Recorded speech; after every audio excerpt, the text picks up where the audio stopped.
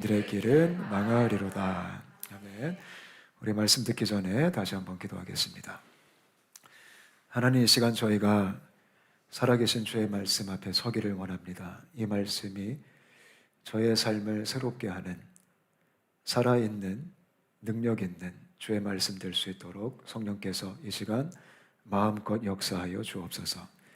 주님만을 기대하오며 살아계신 예수님의 이름으로 간절히 기도합니다. 아멘.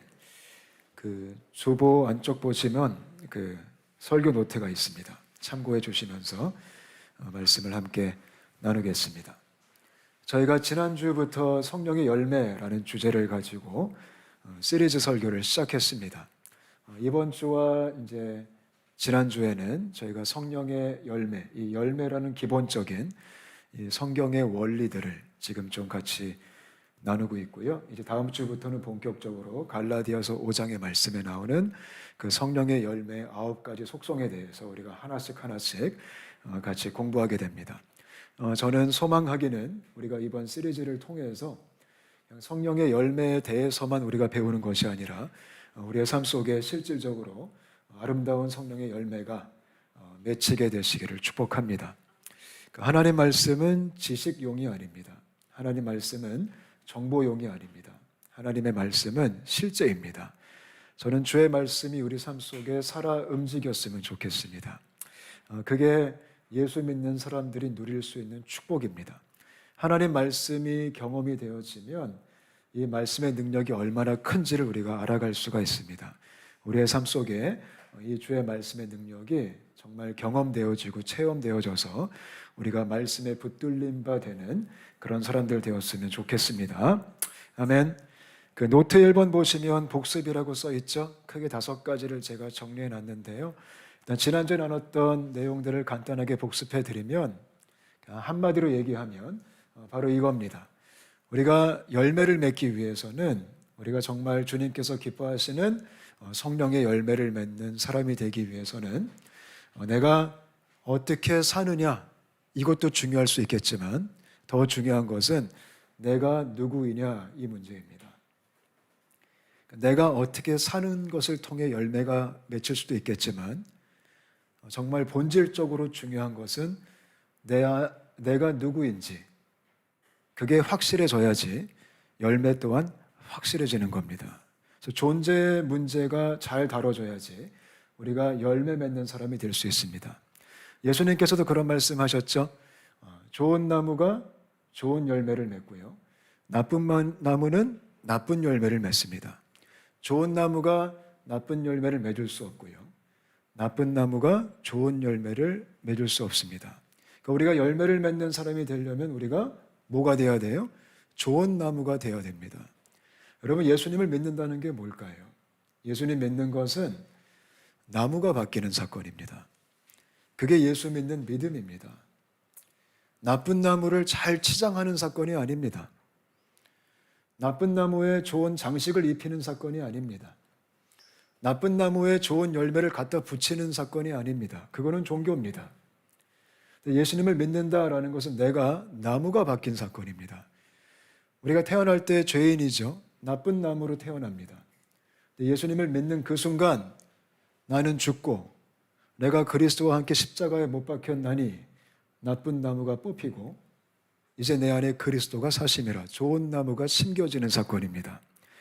그러니까 예수를 믿는 것은 종교 하나 갖는 사건이 아니라 나의 정체성이 바뀌는 사건입니다. 나쁜 나무가 뽑히고 좋은 나무가 되는 것입니다. 상당수의 많은 분들이 교회를 다니지만 여전히 나쁜 나무의 상태로 교회를 다니십니다. 그리고 그 위에 종교적인 꾸밈을 합니다. 나무는 나쁜데 종교적으로 보이는 단장을 하기 시작합니다. 그거는 예수 믿는 게 아닙니다. 예수 믿는 건 나무가 바뀌어서 좋은 나무는요, 저절로 좋은 열매를 맺습니다. 그래서 열매를 맺기 위해서는 가장 중요한 게 내가 누구인가? 내가 정말 좋은 나무인가? 내가 정말 예수 믿는 사람인가? 나의 정체성에 대한 확실한 변화가 있어야 됩니다. 저는 저희 온사랑교회가 좋은 나무였으면 좋겠습니다. 나쁜 나무라면 아무리 좋은 것 갖다 붙여도 좋은 열매를 맺을 수가 없어요. 여러분 한 분 한 분이 좋은 나무가 되시기를 축복합니다. 그러면 우리는 당연히 좋은 열매를 맺게 되어 있는 겁니다. 그래서 열매라는 것은 내가 누구인가, 이 문제가 가장 중요한 겁니다. 저는 우리 삶 속에 정말 하나님께서 기뻐하시는 열매들이 주렁주렁 맺혔으면 좋겠습니다. 할렐루야. 여러분 사모하시죠? 그 열매라는 게 무엇일까요? 제가 지난주에 열매를 크게 세 가지로 설명을 해드렸어요. 열매는 첫 번째, 좋은 열매는 성품의 열매입니다. 나무가 바뀌면 성품의 열매가 맺혀야 됩니다. 그게 신앙의 성숙입니다. 신앙의 성숙은 성품으로 알 수 있습니다. 신앙의 성숙은 열심히 교회 활동하는 거로 알 수 없습니다. 신앙의 성숙은 인격을 딱 보면 알 수 있습니다. 내가 진짜 좋은 나무가 됐다면 우리 안에 좋은 성품이 맺혔으면 좋겠어요. 예수 믿는 사람은 착해야 됩니다. 저는 우리가 착한 사람 되었으면 좋겠습니다. 성경에 그런 표현이 있죠. 너의 착한 행실로 인하여서 사람들이 아버지께 영광을 돌릴 것이다. 저는 여러분 한 분 한 분이 우리 온사랑교회 성도님들이 착한 사람 되시기를 온 마음을 다해 축복합니다. 하나님의 거룩한 성품에 참여할 수 있어야 됩니다. 신의 성품에 동참하는 은혜가 있었으면 좋겠어요. 그리고 또한 열매는 두 번째로 삶의 열매라고 설명해 드렸죠.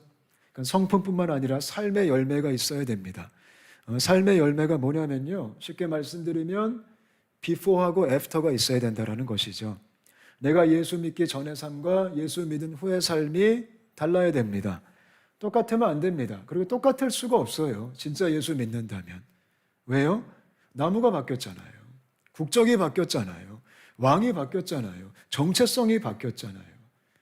예수를 믿어도 안 바뀌는 게 신기한 겁니다. 왜냐하면 믿음 자체가 바뀔 수밖에 없는 구조입니다. 그래서 before와 after가 또렷한 사람, 그게 열매입니다. 저는 우리 삶 속에 그런 삶의 열매가 있게 되시기를 바라요. 예수 믿기 전에 돈 좋아할 수 있어요.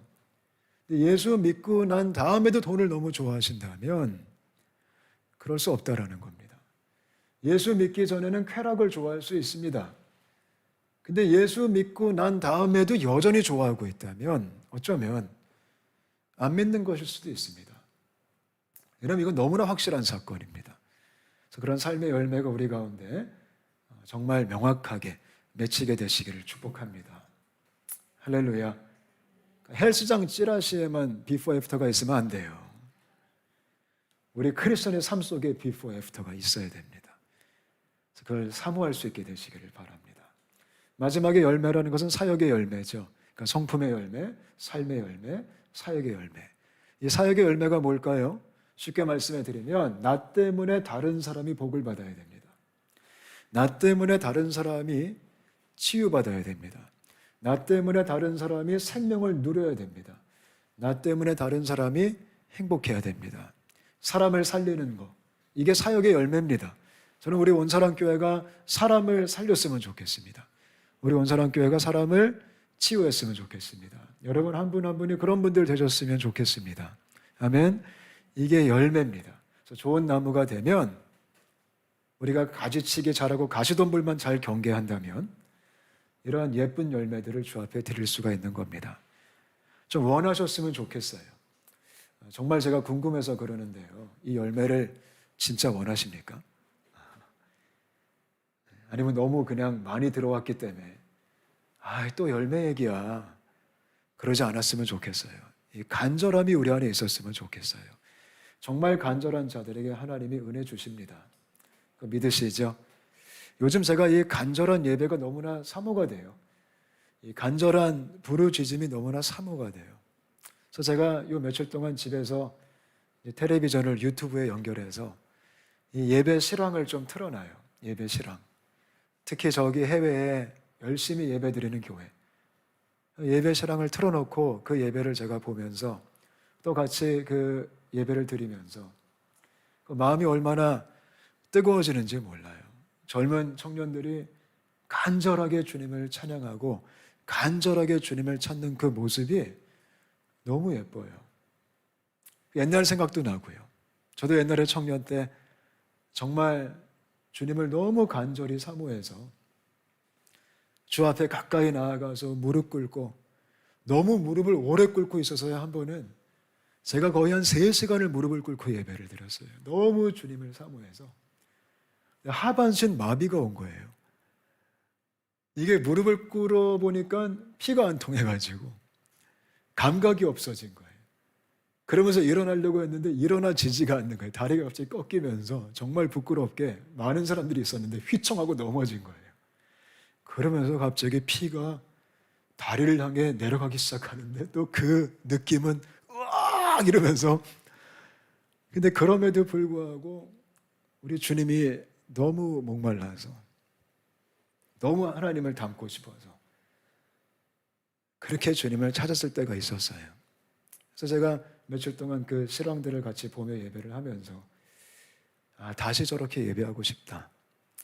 우리 온사랑교회가 저렇게 예배했으면 참 좋겠다.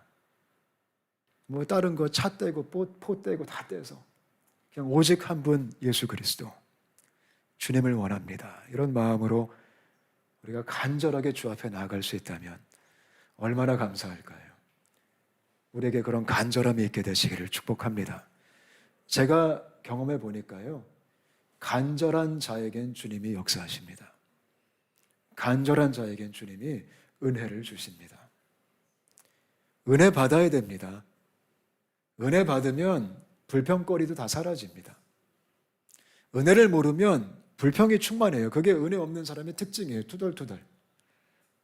근데 아무리 환경이 어렵고 아무리 좀 삐걱삐걱 거려도 은혜가 넘치면 여전히 기쁩니다. 우리 온사랑교회가 은혜 넘치는 교회였으면 좋겠습니다. 부족함이 없다라는 거 아니에요. 근데 부족함이 있어도 은혜가 넘치면 it's okay. 왜냐면 더 중요한 게 있기 때문에, 더 좋은 게 있기 때문에. 그래서 그런 사모함이 우리 속에 꽉 찼으면 좋겠어요. 할렐루야. 아멘. 그리고 매 때마다 은혜 받을 수 있게 되시기를 바랍니다. 지난주에 김찬선 목사님하고 서로 또 교육자 회의를 하면서 우리 비전원 수련회, 우리 청년부 수련회 어떻게 할까요? 같이 그런 얘기를 하다가 딴 거 다 둘째치고 우리 아이들이 은혜 받아야 됩니다. 우리 청년들이 은혜를 받아야 됩니다. 우리 중고등학생들이 은혜를 받으면 됩니다. 어떻게 놀아줄까? 어떻게 하면 재밌을까? 그것도 뭐 필요할 수 있겠지만 그것보다 수련회까지 갔으면 뭐 수련회까지 가서 놀아야 됩니까? 제가 보니까 물놀이 하다가 은혜 받은 사람 본 적이 없어요. 물총 쏘다가 성령 받은 사람 본 적이 없어요. 근데 수련회까지 갔으면 그런 얘기했어요. 은혜 받아야죠. 언제 그런 기회가 있을까요? 우리 청년들에게. 그래서 둘이 그런 다짐을 했습니다. 그래, 우리가 정말 기도하고 준비해서 우리 아이들이 은혜 받는 수련회를 준비해 봅시다. 아멘. 너무 좋겠죠? 같이 가고 싶으시죠? 9월 달에 할 거예요. 그래서 우리 청소년 수련회, 청년부 수련회, 정말 우리 다음 세대가 은혜 받는, 다른 데서 할 수 없는 경험, 물놀이는 다른 데서도 할 수 있잖아요. 고기? 딴 데도 먹을 수 있어요. 맘만 먹으면. 또 여기 홍콩 바베큐 얼마나 많아요. 수련회 가서는 물론 고기도 먹고 물놀이 할 수 있겠지만 은혜 받아야 됩니다.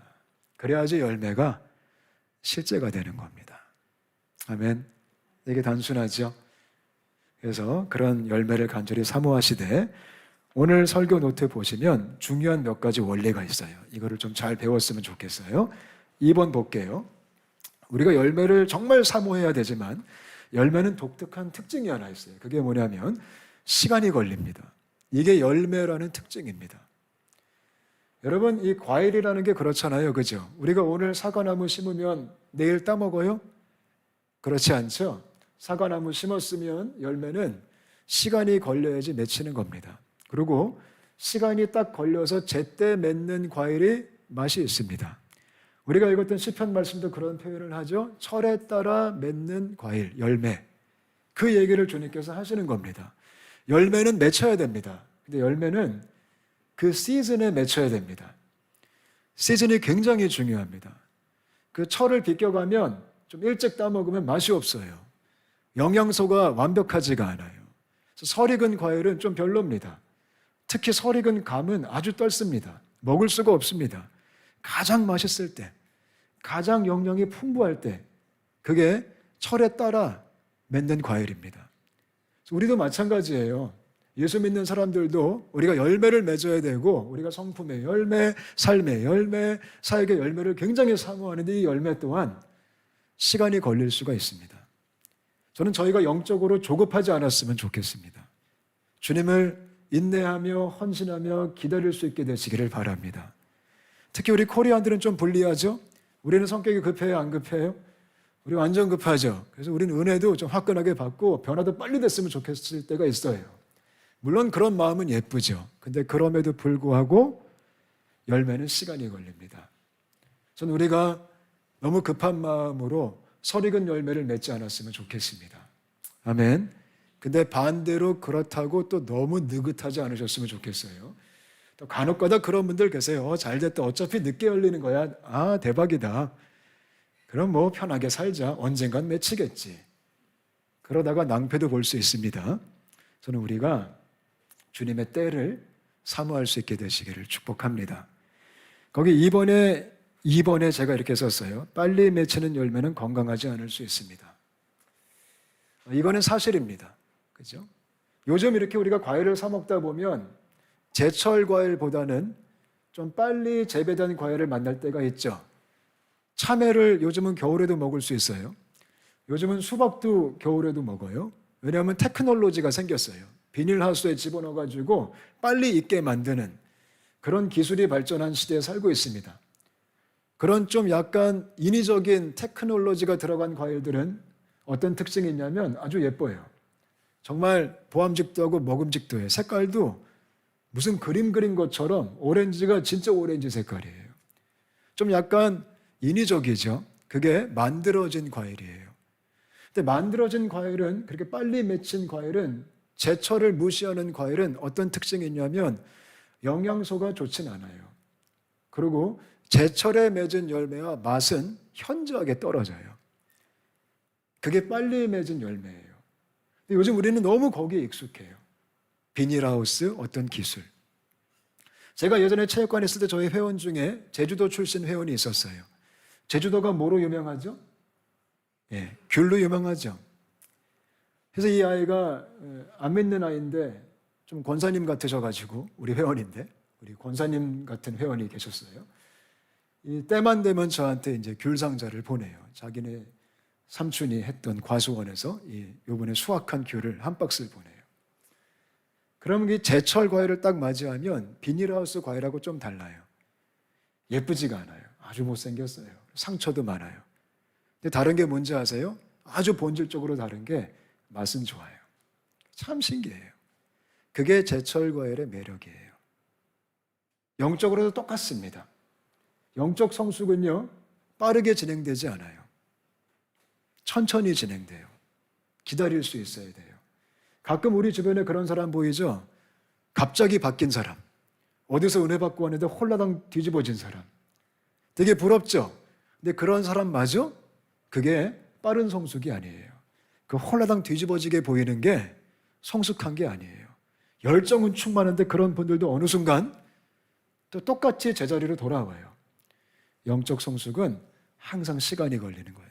천천히 자라는 거예요. 그래서 인내심이 되게 중요한 거예요. 저는 우리가 미리 따지 않게 되시기를 바라요. 할렐루야. 근데 다시 한번 강조합니다. 그렇다고 해서 마냥 기다리며 느긋하면 또 돼요, 안 돼요? 안 돼요. 우리가 시즌을 잘 캐치할 수 있어야 돼요. 그래서 좋은 열매를 맺기 위해서는 몇 가지 중요한 원리가 있어요. 그게 바로 3번입니다. 열매 맺는 과정이라고 제가 썼죠. 첫 번째가 영양 공급이 되게 중요해요. 영양 공급. 우리가 좋은 나무로서 좋은 열매를 제때 맺으려면 영양 공급이 꾸준하게 될 수 있어야 돼요. 제가 말씀 두 군데 써놨어요. 요한복음 15장 4절부터 5절, 15장 7절. 우리 한번 같이 읽겠습니다. 시작. 내 안에 거하라. 나도 너희 안에 거하리라. 가지가 포도나무에 붙어있지 아니하면 스스로 열매를 맺을 수 없음 같이 너희도 내 안에 있지 아니하면 그러하리라. 나는 포도나무요 너희는 가지라. 그가 내 안에 내가 그 안에 거하면 사람이 열매를 많이 맺나니 나를 떠나서는 너희가 아무것도 할 수 없음이라. 너희가 내 안에 거하고 내 말이 너희 안에 거하면 무엇이든지 원하는 대로 구하라. 그리하면 이루리라. 아멘. 열매가 건강히 잘 자라려면 영양이 공급돼야 돼요. 영적으로 똑같아요. 우리도 아름다운 성령의 열매를 맺으려면 영적인 공급이 필요해요. 요한복음 15장 말씀 보니까 크게 두 가지를 얘기하고 있어요. 첫 번째는 말씀이고 두 번째는 기도예요. 우리가 말씀과 기도를 통해 영양분을 공급받아야지 열매가 건강하게 잘 자랄 수 있어요. 저는 저와 여러분이 말씀을 통해 영양분 공급받을 수 있게 되시기를 축복합니다. 여러분, 이 말씀을 가리켜서 우리가 어떤 별명을 주어졌죠? 말씀은 영의 양식이다. 그러니까 말씀은 먹는 거예요. 그래서 꾸준히 먹어야지 튼튼할 수 있는 거예요. 말씀을 하루 걸러서 먹으면 튼튼할 수가 없어요. 영양실조 걸려요. 여러분들 중에 식사를 격일로 하시는 분 계세요? 없죠. 우리는 식사를 매일매일 꾸준히 해야지만 우리가 신체적인 건강을 유지할 수 있듯이 영적으로도 마찬가지예요. 우리가 말씀을 꾸준히 공급받아야지 아름다운 열매를 맺을 수 있는 은혜가 임하는 거예요. 저는 우리 모두가 이 말씀 공급에 게으르지 않았으면 좋겠어요. 아멘. 근데 문제가 뭐냐면 말씀이 맛이 있어요, 맛이 없어요?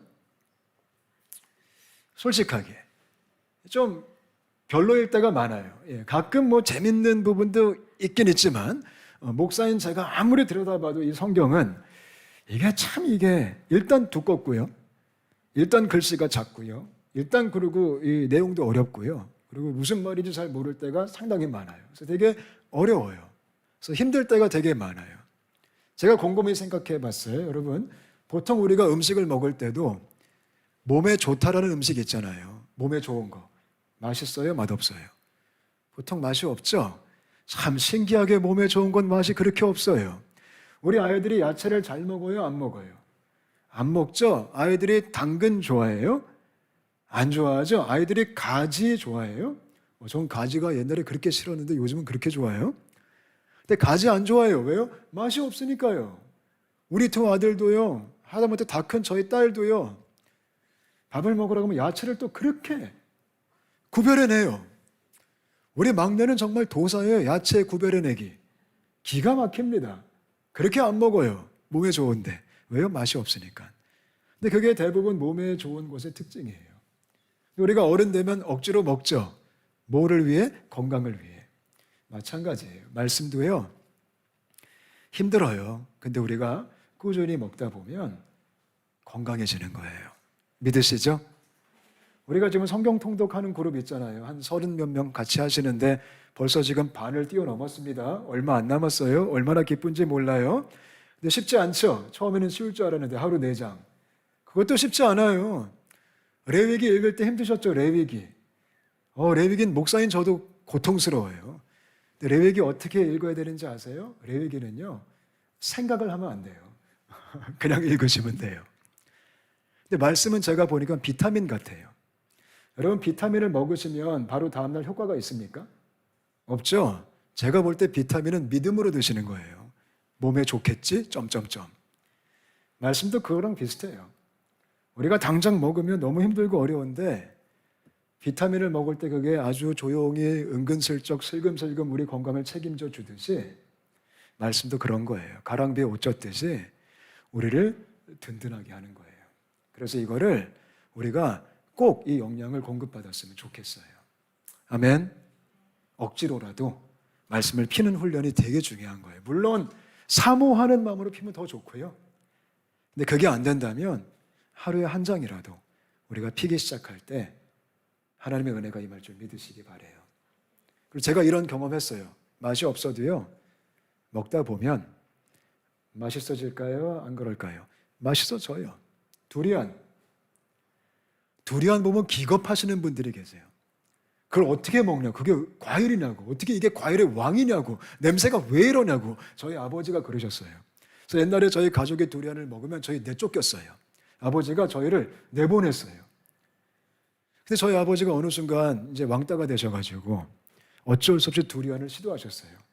처음 드셔보더니 이걸 왜 먹어 이러시는 거예요. 이 식감도 별로라 그러고 냄새부터 식감이 비슷하잖아요, 솔직히. 그래서 별로다 그러는데 어느 순간 우리 아버지가 드시다가 그 맛을 알게 된 거예요, 세상에. 그러더니 지금 우리 가족 중에 그 누구보다 두려움을 사랑하세요. 말씀도 그런 것 같아요.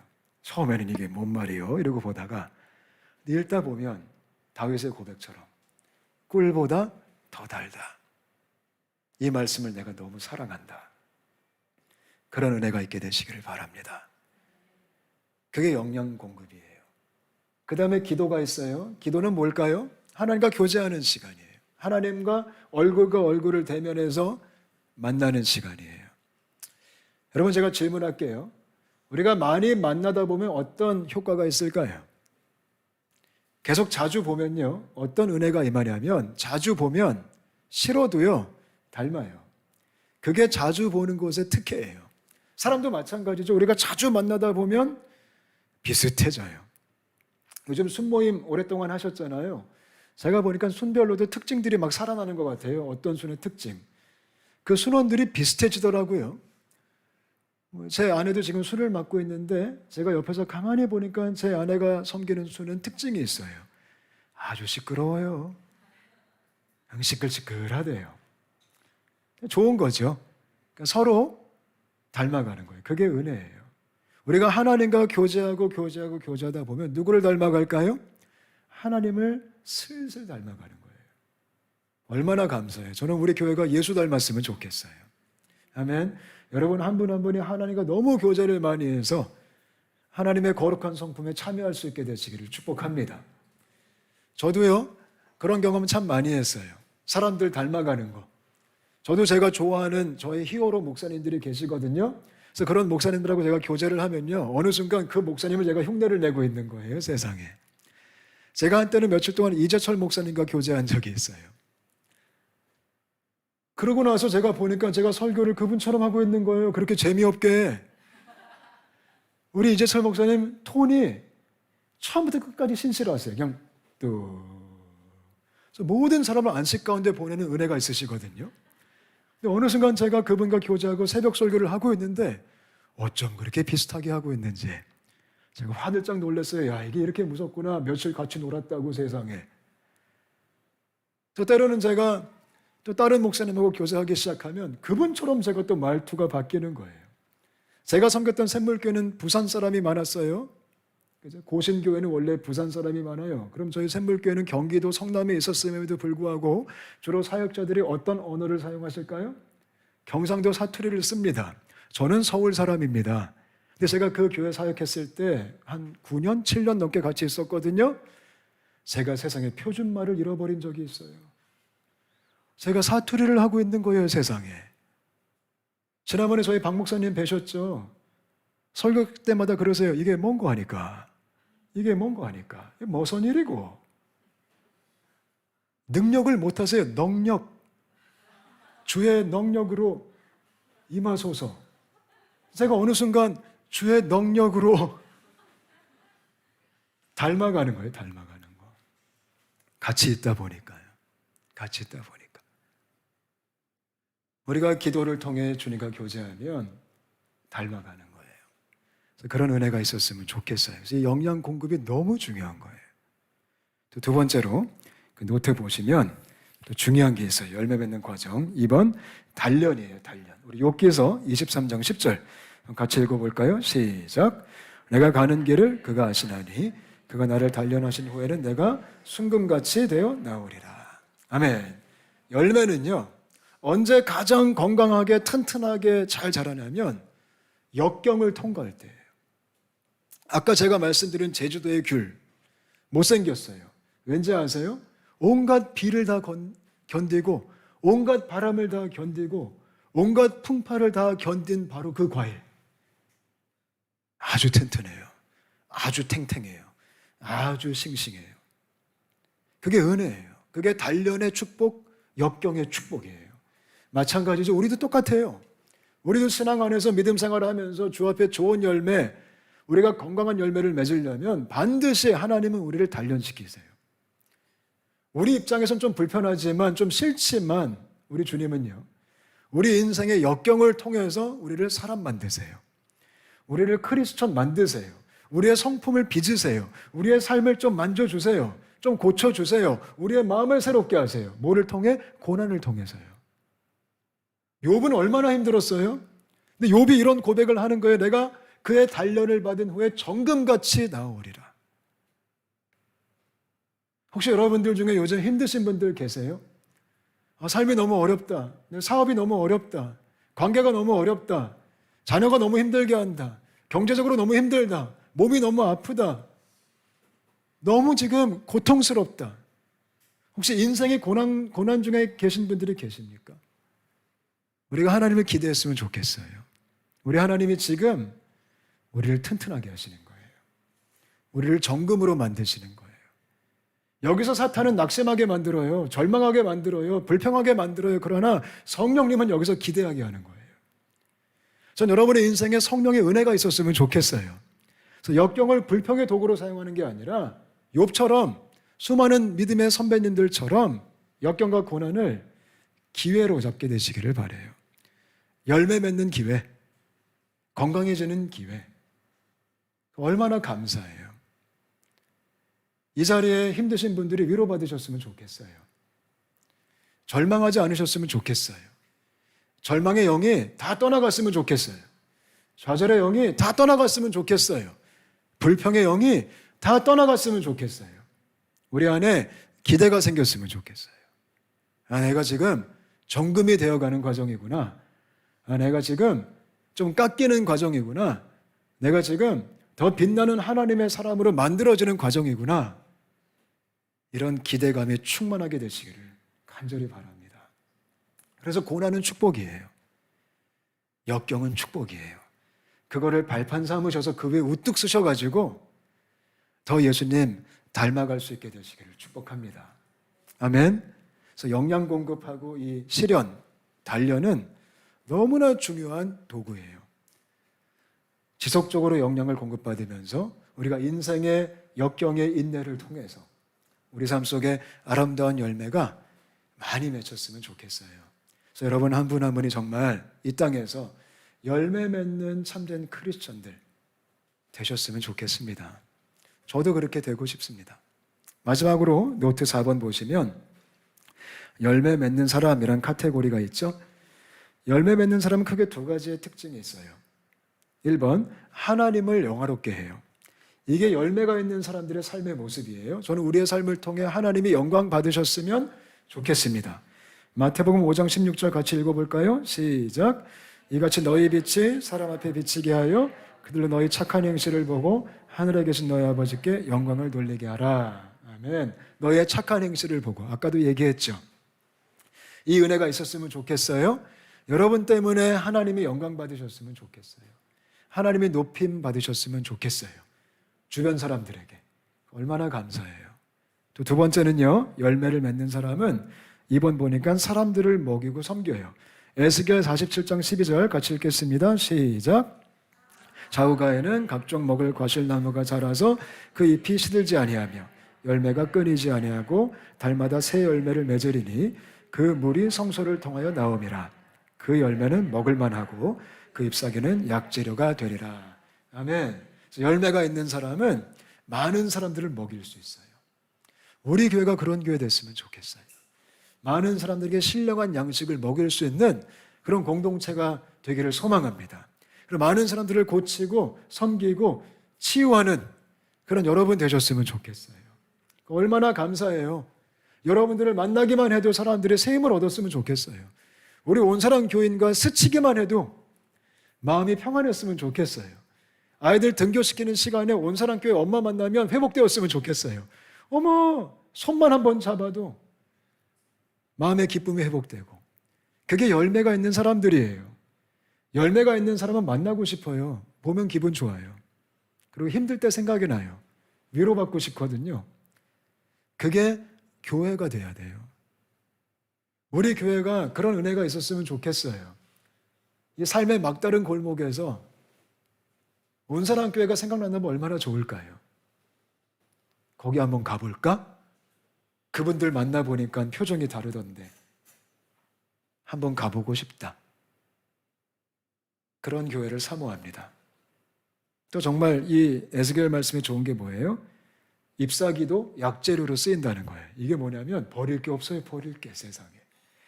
열매도 먹고 잎사귀도 따가지고 약을 만들어서 저희 교회가 탈탈 털어도 버릴 게 없는 교회였으면 좋겠어요. 그냥 가끔 떨어질 수 있는 잎사귀를 할지라도 그것이 약재료로 쓰일 수 있다면, 우리 교회 모든 부서가, 모든 순위, 모든 분들이 한 분 한 분이, 여러분 한 분 한 분이, 가끔 저한테 그런 분 계세요. 목사님, 저는 도움이 안 돼요. 제가 교회에서 할 수 있는 게 별로 없어요. 제가 그렇게 말씀드렸어요. 괜찮다고. 그냥 앉아만 계시라고요. 존재 자체가 힘이십니다.